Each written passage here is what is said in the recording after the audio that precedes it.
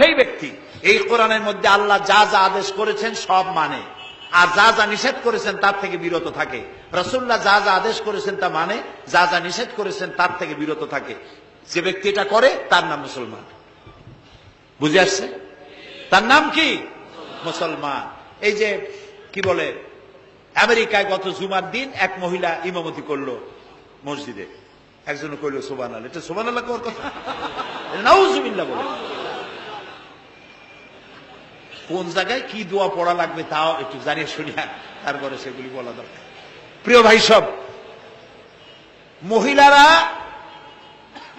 ইমামতি করতে পারে না, জায়েজ নাই, বিধান নাই। কোরআন হচ্ছে কমপ্লিট, নতুন করে কোনো কথা বান্দার জন্য বলার কোনো দরকার নাই, সব আল্লাহ বলে দিয়েছেন। সুবহানাল্লাহ বল। আল্লাহ তাআলা এই কোরআনের মধ্যে বলেছেন, আল ইয়াউমা আকমালতু লাকুম দীনাকুম ওয়া আতমামতু আলাইকুম নি'মাতি ওয়া রাদিতু লাকুমুল ইসলাম দীনা। আমি আজ এই ইসলামকে একটি পূর্ণাঙ্গ জীবন ব্যবস্থা হিসেবে কমপ্লিট করে দিলাম এবং এটার উপর আমি সন্তুষ্ট হলাম। কে বলেছেন? আল্লাহ তাআলা বলেছেন। এটা কমপ্লিট, নতুন করে কিছু করার দরকার নেই।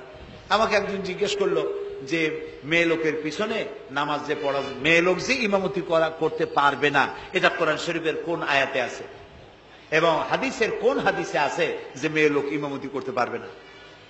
তা আমি বললাম যে আগে আমার এই কথার জবাব দেন, আপনারটা জবাব পরে দিন। আমার কথার জবাব আগে দেন। মাগরিবের নামাজ কয় রাকাত পড়ি? ফরজ 3 রাকাত। 4 রাকাত পড়া যাবে না, এটা কোরআন শরীফের কোন আয়াতে আছে, কোন হাদিসে আছে? ফজরের নামাজ ফরজ কয় রাকাত? 3 রাকাত পড়া যাবে না, অথবা 4 রাকাতও পড়া যাবে না, এটা কোন হাদিসে আছে, কোন আয়াতে আছে? কয়েছে কোনো জায়গায় নেই। তাই বললাম ওটাও কোনো জায়গায় নেই। রাসূলুল্লাহ ইবাদতের যে নমুনা দেখিয়েছেন, যেভাবে করেছেন, তিনি 2 রাকাত ফজরের নামাজ 2 রাকাত পড়েছেন, আল্লাহ বলে দিয়েছেন ওইটাই ফরজ, ওর 1 রাকাত বেশি পড়া যাবে না। 3 রাকাত মাগরিব, 1 রাকাত বাড়ানো যাবে না। জোহর সব দিন জোহর পড়ি 4 রাকাত ফরজ, আর জোহরের ওই নামাজটি জুমার দিনে কয় রাকাত পড়ি? 2 রাকাত ফরজ পড়ি। এই কনসেশন কে করলো? না, আল্লাহ করেননি। এই কনসেশন করেছেন মুহাম্মদ রাসূলুল্লাহ সাল্লাল্লাহু আলাইহি ওয়াসাল্লাম। ইবাদত রাসূলুল্লাহ যদি 2 রাকাত পড়েন, 2 রাকাত পড়াই ফরজ। যদি ইবাদতের যে সব নমুনা তিনি দেখাইছেন তার থেকে ইবাদতের নতুন কোন নমুনা দেখাবার কোনো সুযোগ নাই। মহিলাদের আল্লাহ পাক এই পৃথিবীতে একজন মেয়ে লোককে নবী বানান নাই, বানিয়েছেন?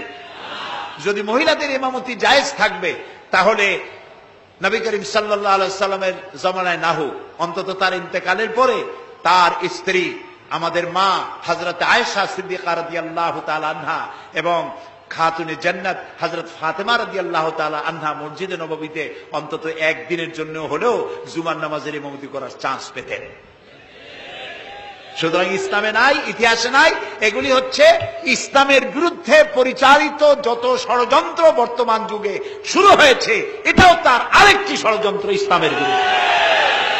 প্রিয় ভাই সব, এই জন্য আমাদের মনে রাখতে হবে নতুন কোন কথা আমরা মানি না। কোরআন এবং হাদিসের মধ্যে আল্লাহ তাআলা সব কমপ্লিট করে দিয়েছে। সুবহানাল্লাহ বিহামদি। এই জন্য আল্লাহর হুকুম এবং আহকামকে মানা, এই 4টি কাজ, এই 4টি শর্ত যদি পরিপূর্ণ করতে পারি তাহলে আমরা পুরোপুরি মুসলমান। মিথ্যা কথা বলা যাবে না, ওজনে কম দেওয়া যাবে না, খাদ্যে ভেজাল দেওয়া যাবে না, মদ জুয়ার কাছে যাওয়া যাবে না, জেনা ব্যভিচারের কাছে যাওয়া যাবে না। সকল ব্যাপারে আমাদেরকে ঐক্যবদ্ধ থাকতে হবে ইসলামের উপরে। আমরা বলি আলহামদুলিল্লাহ। প্রিয় ভাই সব, আজকে আমাদেরকে, আমি আর লম্বা করতে চাই না, অন্তত এতটুকুন যেন আল্লাহ আমাদেরকে আমল করার তৌফিক দেন। আমরা বলি আমিন, সবাই বলি আমিন। এজন্য চাই আমাদের দেশে আমরা যেন এই দেশটিকে, পৃথিবীর প্রত্যেকটি মুসলিম দেশের আশেপাশে আরো অনেক মুসলিম দেশ আছে, আর আমাদের ভৌগোলিক অবস্থানটা এমন যে আমাদের আশেপাশে অনেক বড় বন্ধুরা এত বড় আমাদেরকে মহব্বত করেন, কাটা তার দিয়ে বেড়া দিতেছে, তারা আমাদেরকে সাংঘাতিক ভালোবাসে, আমাদের সাথে কোলাকুলি করে, কিন্তু মাঝখানে একটা বড় মাদার গাছ আছে। কথা বুঝতে পেরেছে? এই জমিনে বাস করতে হলে সম্মান নিয়ে, ইজ্জত নিয়ে, স্বাধীনতা নিয়ে যদি বাঁচতে হয় তাহলে এখানে একটি আদর্শিক বাঁধের প্রয়োজন। ওরা কাঁটা তারের বেড়া দিয়েছে, আমরা আদর্শের বেড়া দেব। সেই আদর্শের নাম হলো ইসলাম, কেবলমাত্র ইসলাম, একমাত্র ইসলাম।